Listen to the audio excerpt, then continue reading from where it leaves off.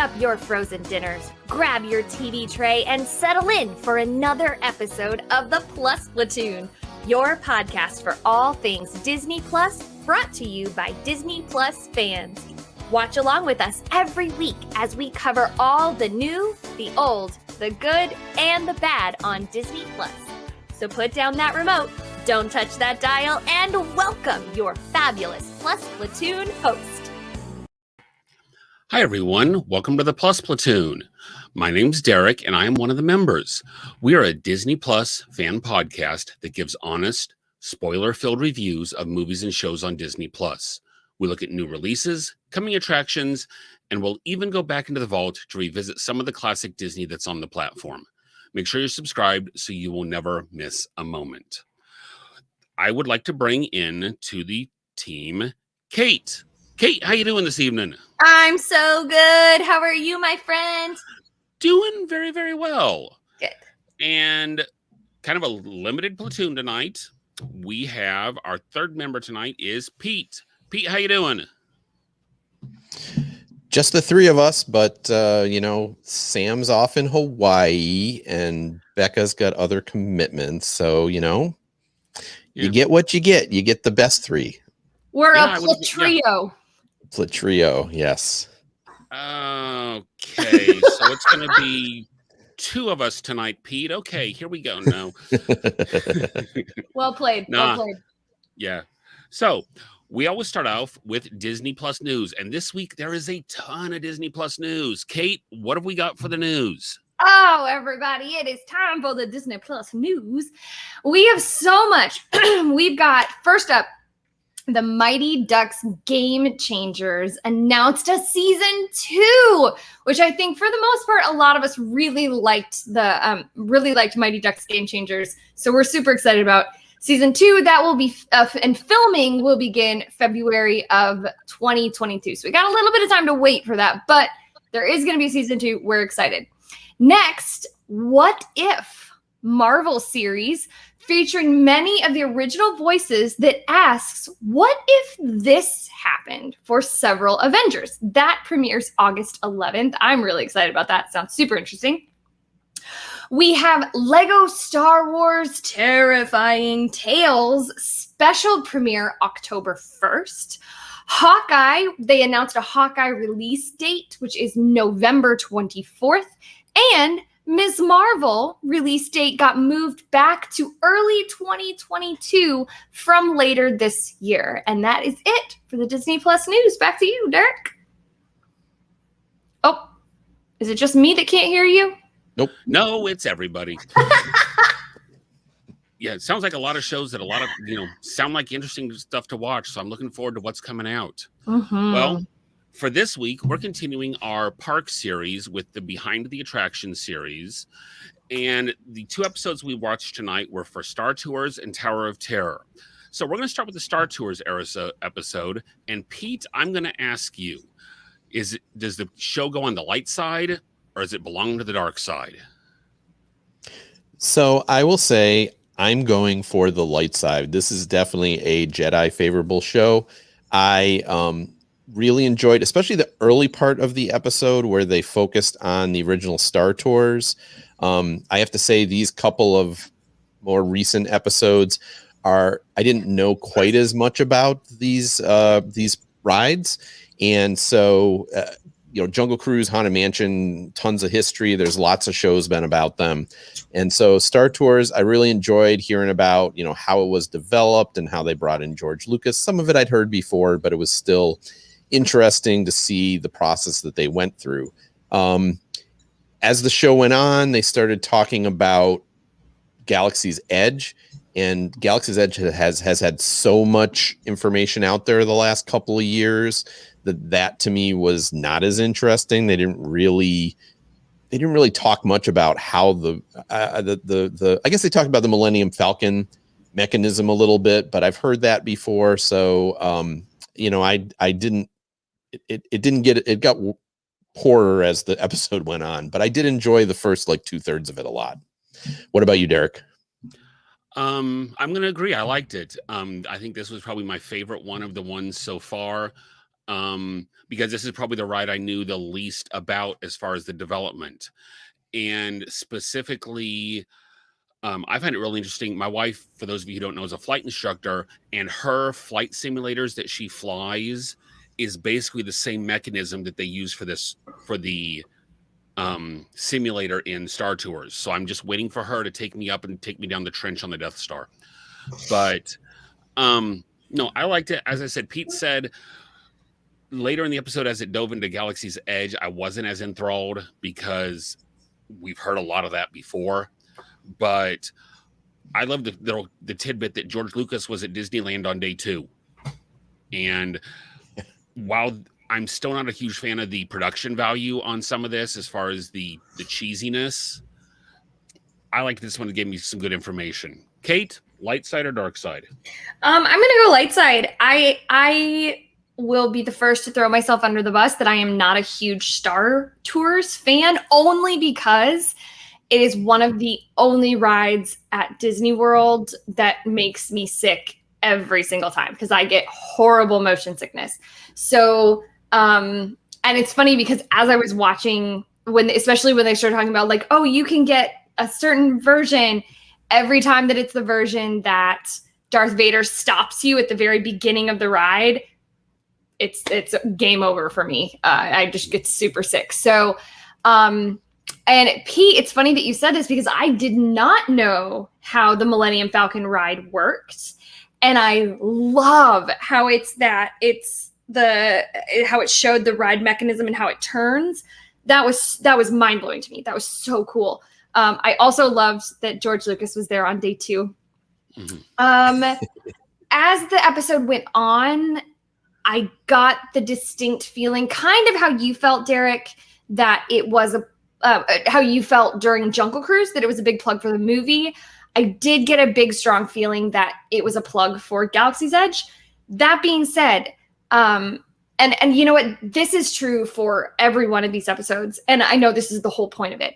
I love that they bring in these Imagineers to talk about, like, we sat at a table and said, okay, and we'll take this one. Okay, what planet do we want it to be from? Oh, it can't be this. It can't be this. Oh, JK, LOL, there's 3 more movies coming out. So we're going to wait until, like, just the way that they think.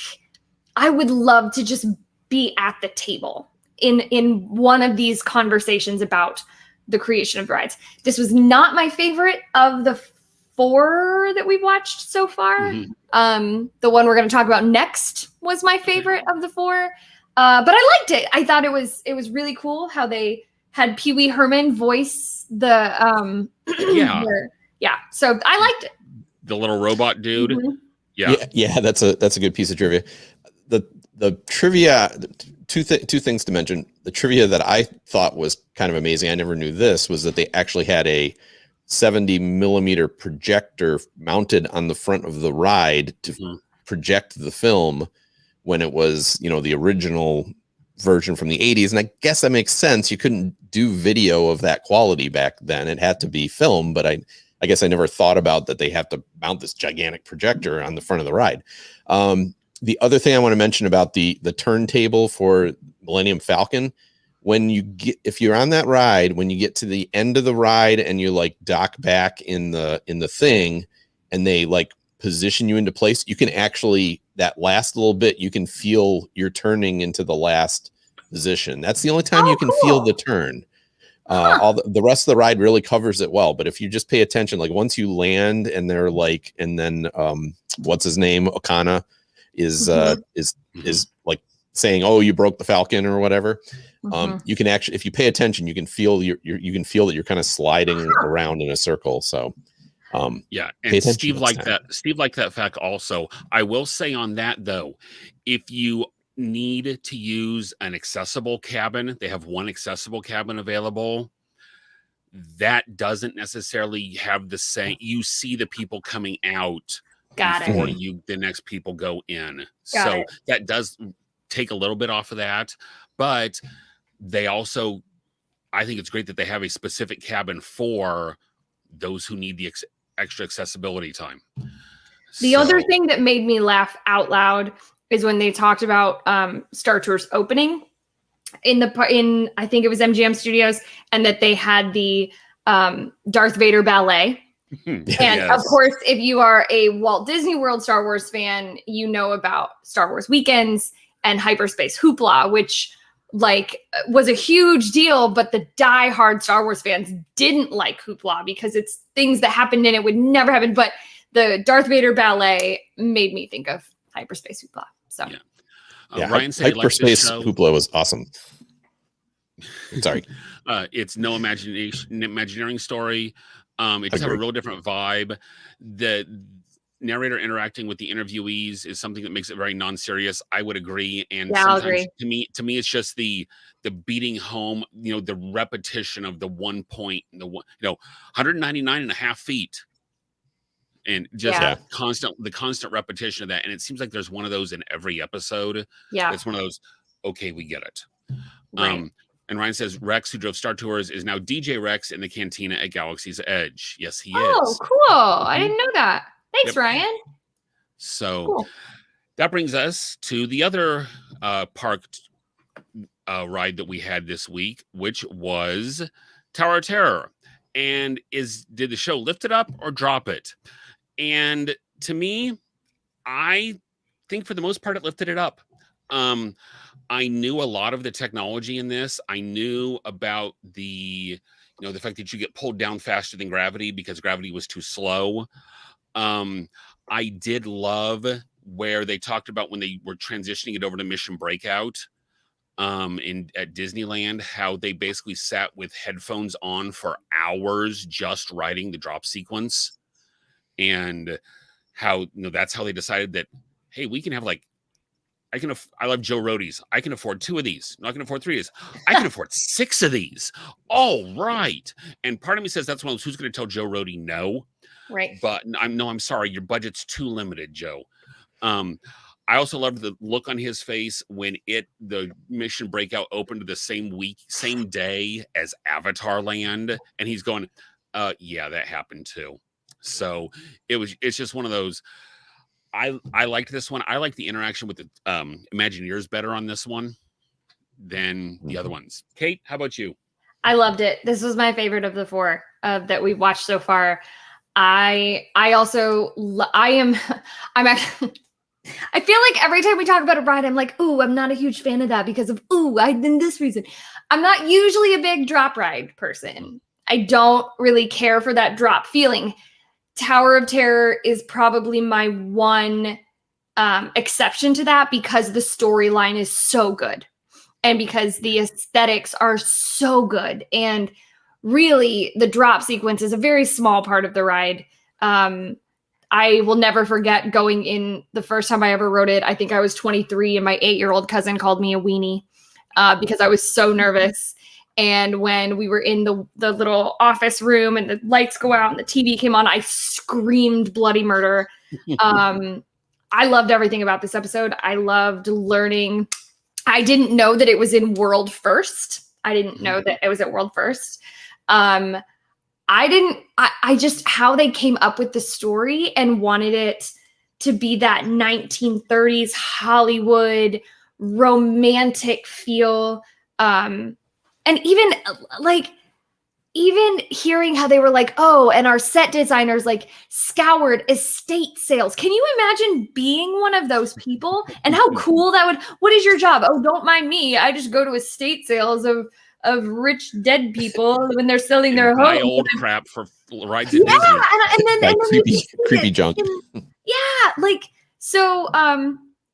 I loved how they used Joe Rohde for, what was it, Tokyo Disney Seas? Is that what? Yeah. Yeah. I'm a big Joe Rohde fan. I think he's absolutely bash crazy, but also genius. I will say I need to ride the Guardians ride before I judge it. Because that was one thing that was hard for me is like, why are we fixing something that isn't broken and that has now become so iconic in the Disney parks?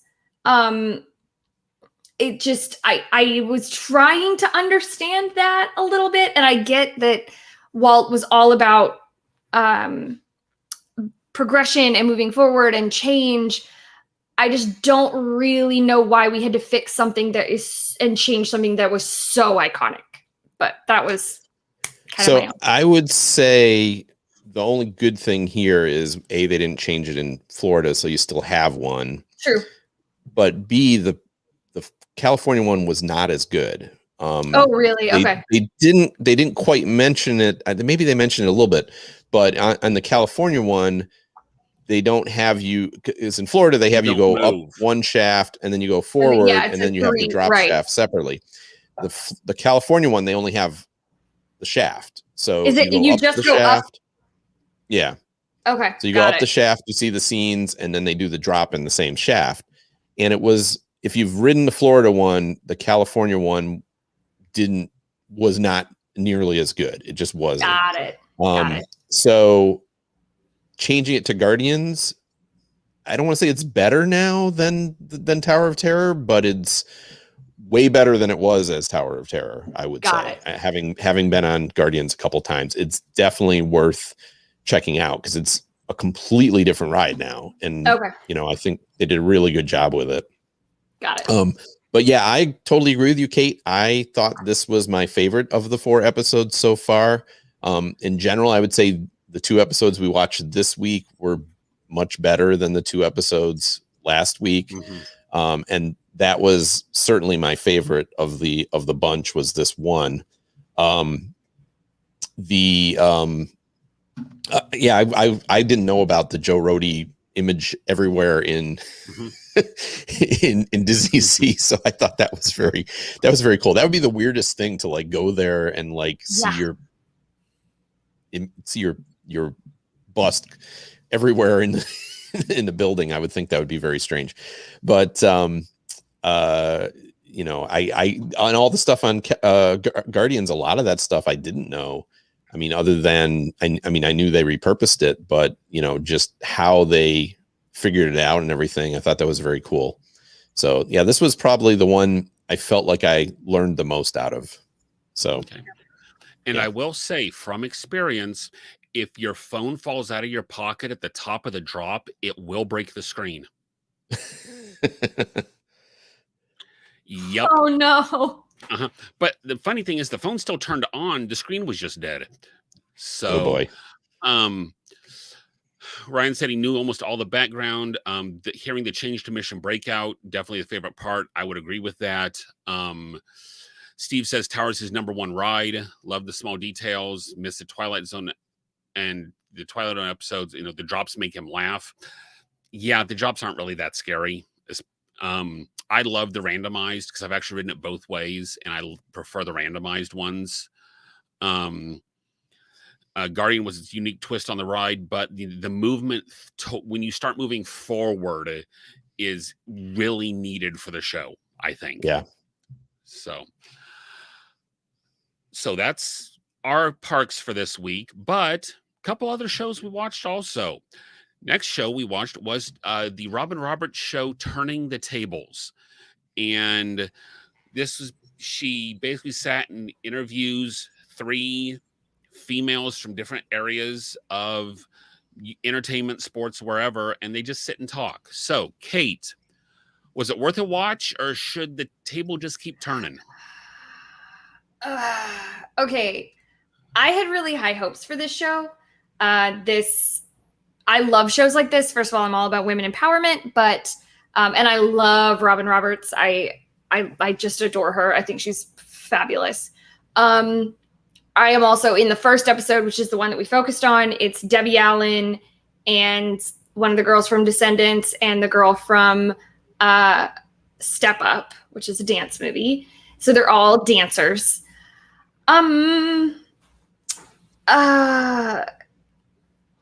It didn't hit the mark for me, unfortunately. And it's funny because Debbie Allen is a goddess in my line of work.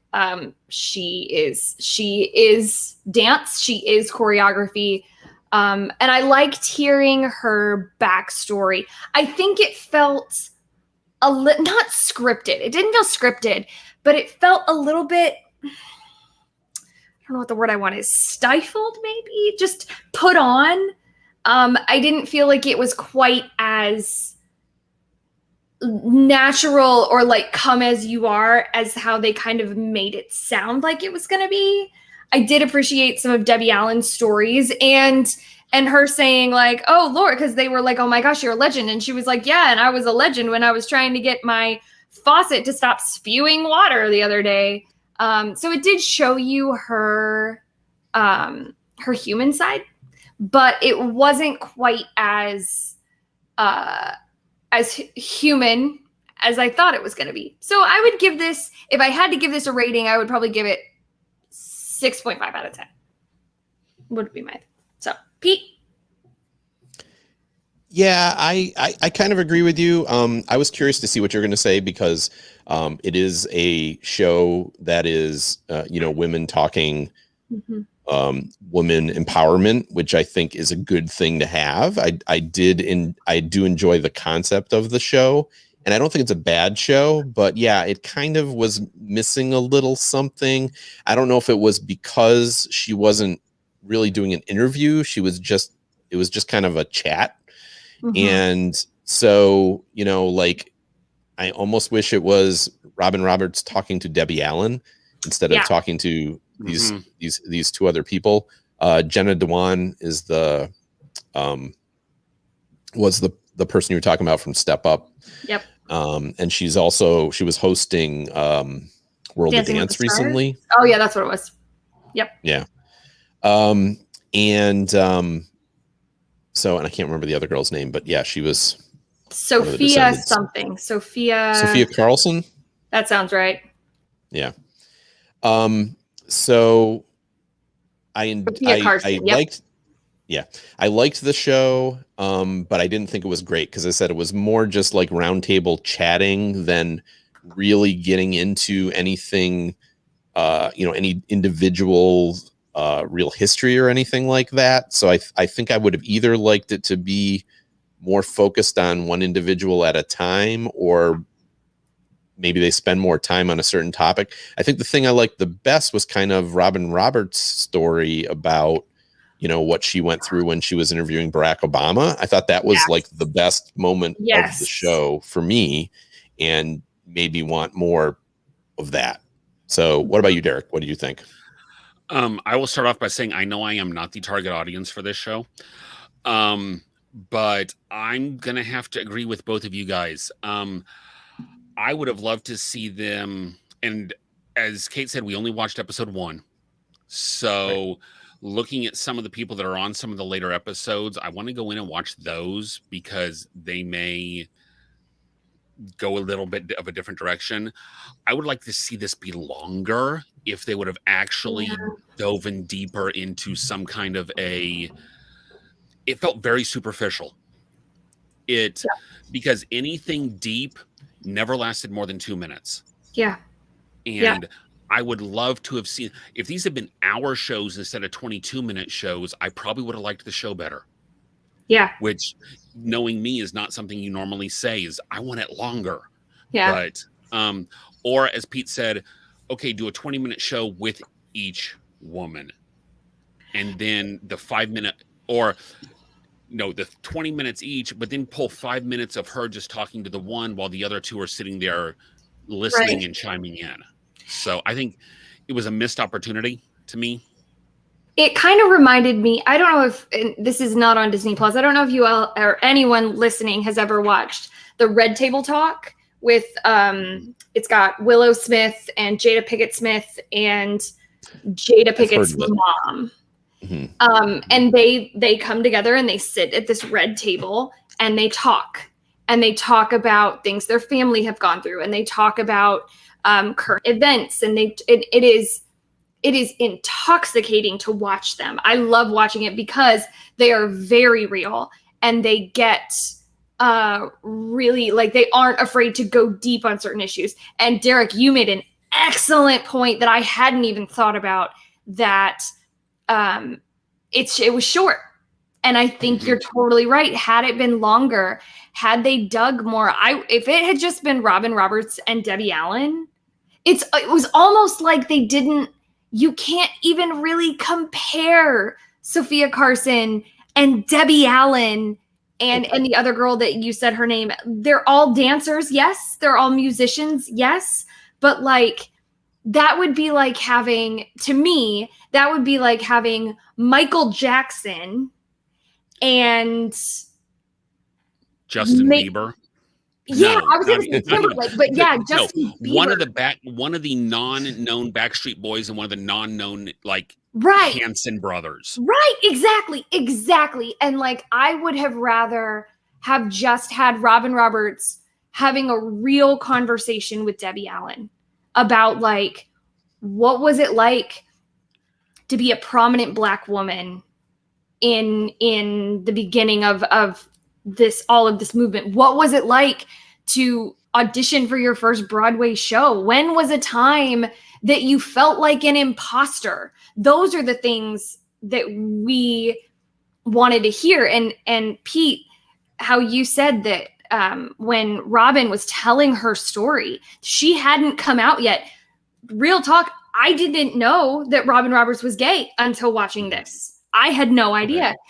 And just those are the stories I want to hear. Those are that making that person who I have idolized in Debbie Allen for so long. I mean, if I had to be around Debbie Allen, I probably wouldn't be able to produce words. I would just mumble and try to tap my feet and would probably fall down to hear her human side. So I think you're both totally right. I think we're all kind of on the same page. And I'm so grateful for the two of you, because I couldn't put into words that it felt stuffy. I don't know. Yeah. I loved her story about how she stepped in as understudy as Raisin in the Sun, and she played it completely different than the gal she took over for. And that's how she got the Broadway role. Yep. Was just from one performance. The producer said, "Do you want the role?" And she said, yeah. So, and Ryan kind of agrees with it. The show tried to do too much. Simpler for the show would have been better. Either simpler or more complex. It for what it tried to do, it needed to be longer. So, Pete, you were going to say something? Well, I was just going to agree with you about the length. I think if they wanted to do three actors or whatever you want to call them, I think we could have gotten more depth that way. Because it just comes back to me that it was like too much fluff. There was maybe 5 minutes of interesting stuff in there, and then the rest of it was kind of fluff. And I think partly because of the format that they wanted to hit so many topics and they wanted everybody to talk, and no one really could get into into depth. I kind of want to watch another episode. I'm also with Derek on this one. I kind of maybe want to watch another episode, because maybe it was the pairings that were there that made it not work as well. I mean, maybe some of the other episodes are better. So I might hit up one or two more to see if it gets better. But if it's similar to this, I will probably not watch the whole series. Yeah. Okay, that's fair. We had one more thing we were watching this year. Now, High School Musical, the series season 2 finale. Man, that's a mouthful. The finale was this week. Pete, did it pass or did it fail for you?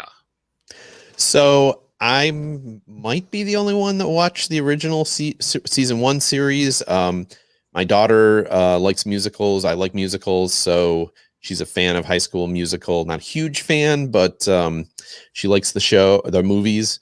So we watched the first season together. I really enjoyed the first season. The first episode or two of this season, I really enjoyed. I found this season to be rather inconsistent. I did enjoy the finale, the last 2 episodes, a little better. So I wouldn't say it was as good as the first season.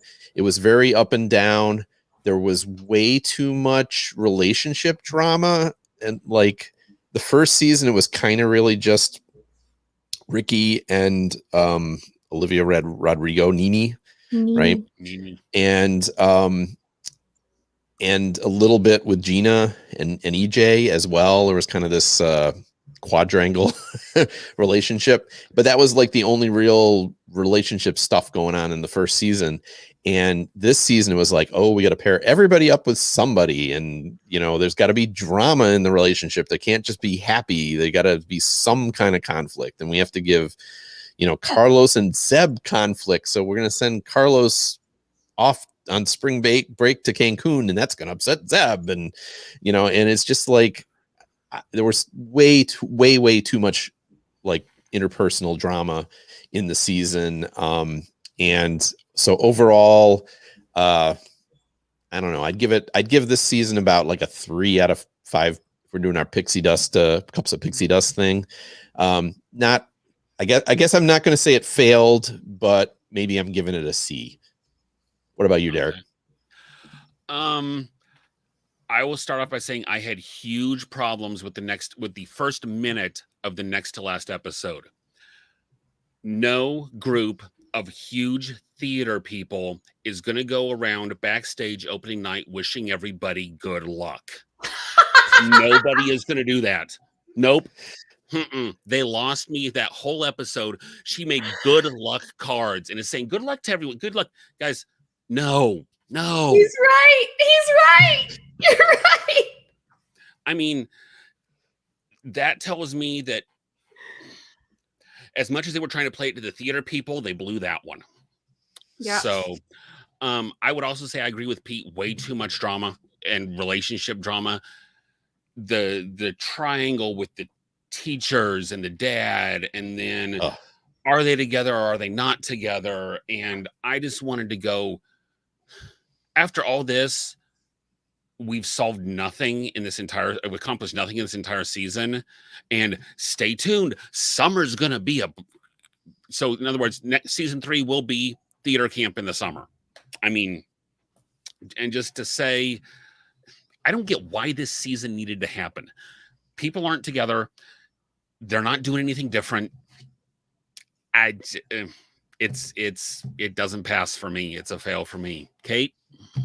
Well, and Steve totally said what I was going to say, is that if you are not a theater person and you're wondering why theater people would never say good luck, you do not say good luck. You say break a leg. It is bad luck to say good luck. You always say break a leg. There were a couple break a legs in there, though. They did say that a couple times, because that I did notice. But as a whole, you would not say good luck. Okay. And so, so when we watched the first season, I was outspokenly a huge fan. I loved it. Thought the music was great. As the second season rolled on, I much like Pete. There were some episodes that were really good and had killer music. When he was the Beast in the North High School's version. Howie. Is that his name? Howie. Mm-hmm. When he sang "If I Can't Love Her," holy moly! Like, the music, I felt like was very good. Some of the dancing, I have choreographed the musical Beauty and the Beast before. It's a beast of a musical. No pun intended. That was not intentional. It was not one of my favorite things to choreograph, but the dancing in this show is great. But oh my God, the storylines, like, they just, I don't care. Mm-hmm. Just show me like the creation of the musical and how you're going to overcome adversities. Now the one storyline I did like was her name Ashlyn? She was the one who played Belle. Her overcoming that I don't look like a Belle. I don't, and like, I loved that storyline. But just, I wouldn't be mad if this one ended.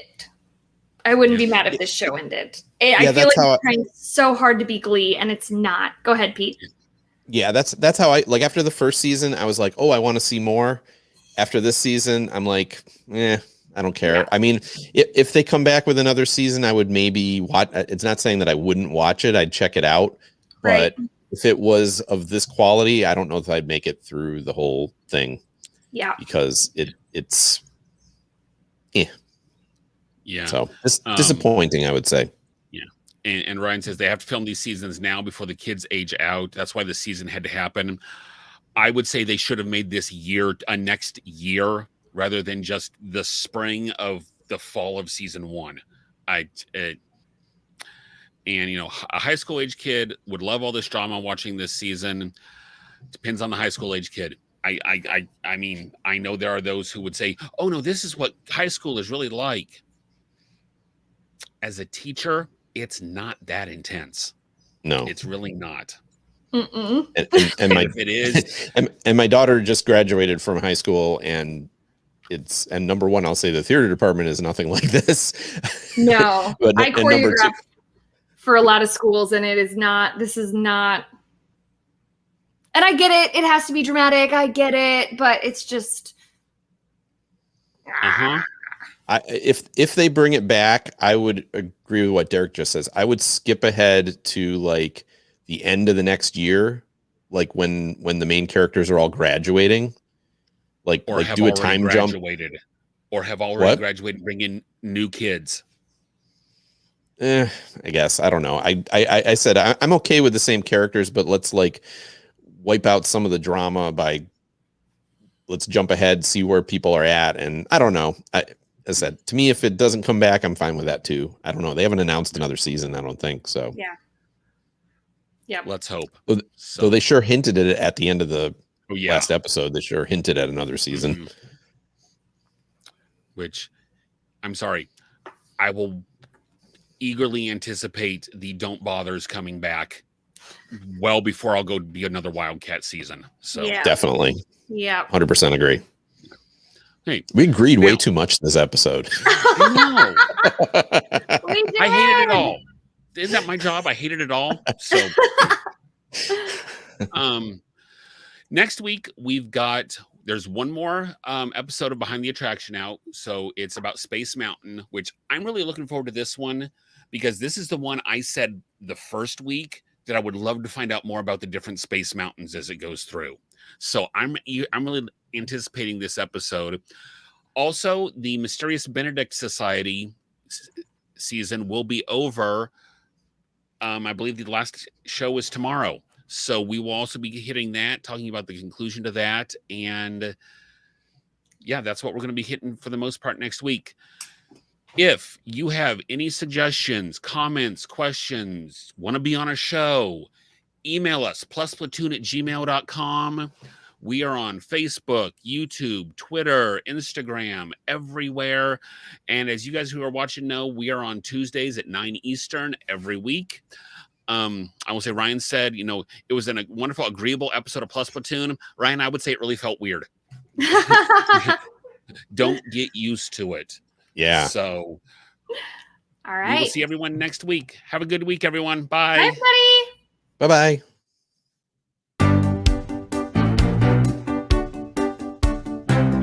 Thanks for watching this week's episode of the Plus Platoon. Be sure to subscribe to the Plus Platoon podcast to keep getting great content each week. Then head over to Apple Podcast and leave those 5-star reviews as they help make the Plus Platoon visible to even more Disney Plus fans. Also, go to YouTube and like and subscribe to the Plus Platoon channel, where you can watch all future episodes live. If you have a question for the Plus Platoon, please send us an email to plusplatoon@gmail.com or connect with us on Facebook, Twitter, or Instagram @plusplatoon. The Plus Platoon is a Disney Plus fan podcast and is not affiliated with the Walt Disney Company or the Disney Plus streaming service. All opinions expressed on the show are solely those of the individual hosts and in no way reflect the views of the Walt Disney Company. Thanks for watching, and be sure to stay tuned for next week's episode because the Plus Platoon is to be continued.